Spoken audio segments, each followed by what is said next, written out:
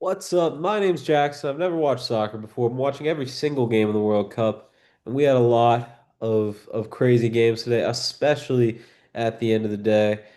We started off with Norway and France and Senegal and Iraq. Then we moved on to Cape Verde and Saudi Arabia and Uruguay and Spain, and finished up the day with New Zealand and Belgium and Egypt and Iran.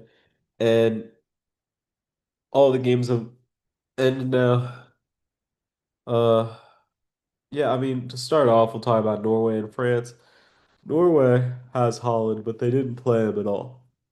Norway was resting. They didn't want first place. They were completely fine with second place, so they played their bench. France played Mbappe and Dembele and all their starters, and they won. Obviously, I mean it was 4-1.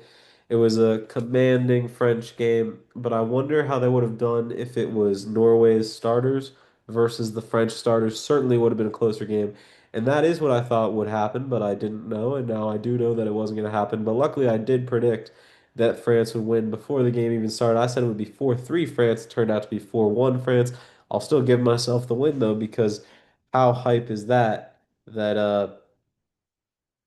I was right about the winner and their score. So, France and Norway both went on to the knockout round, so congratulations to them.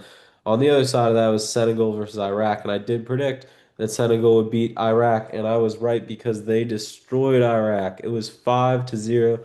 Iraq got a red card really early in the game, and Senegal just played really, really strong, to the point where, even though they had 3 points, they were the strongest 3-point team, and they have secured a spot in the knockout rounds. I at least believe, but yeah, yeah, yeah, yeah. Am I right? I think I'm right. Maybe I'm not right, but they're close to it if they've not secured it already. So, big win for Senegal. We'll see if they go home, I guess. Oh,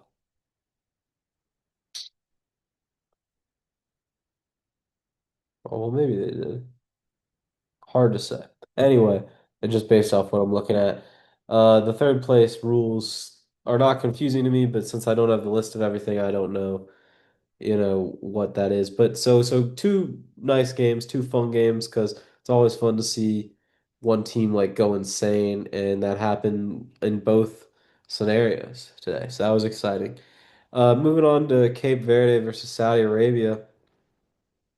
Cape Verde needed a couple things to happen to move on to the knockout rounds, and they have moved on to the knockout rounds, and that's really exciting. I did pick them to beat Saudi Arabia. It ended up being a tie, but I felt like they were the way better team than Saudi Arabia. They were aggressive, they were shooting, they just could never score. Saudi Arabia kind of sat on their heels. They didn't really do much.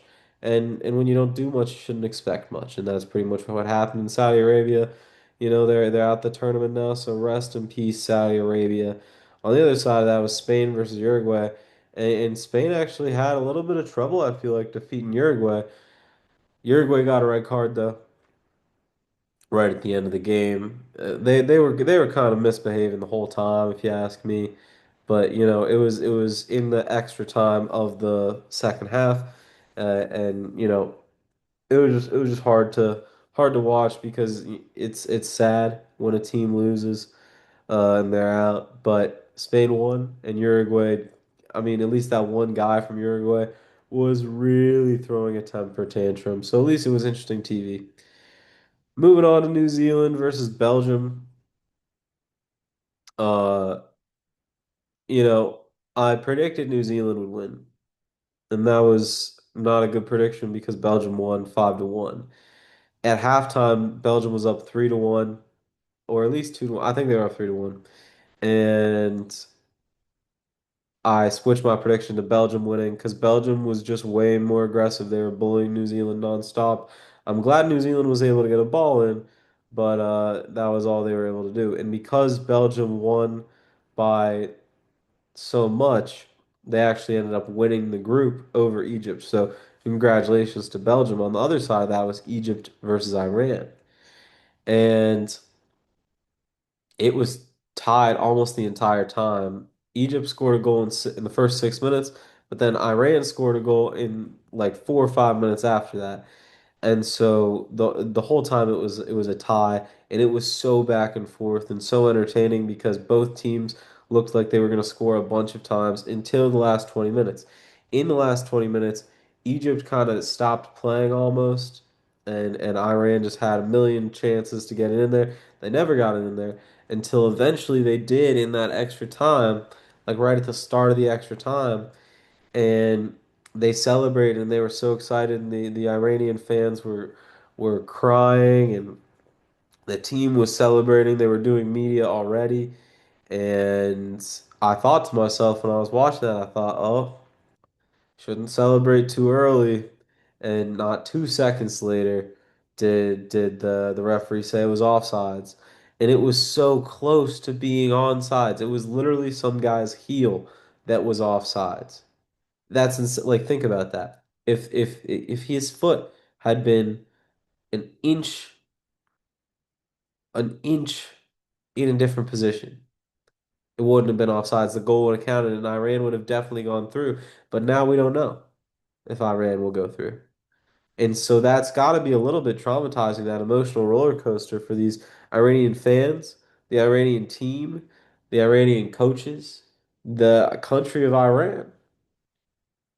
And Egypt apparently was just content to just sit there and let everything happen, let a tie happen because no matter what happened, really they were gonna make it to the final match. So congratulations to Egypt and Belgium, and for the sake of Iran, I hope they make it through. Once again, I don't know what's gonna happen. I'll be back tomorrow morning with some predictions, and I will see you guys next time. Bye bye.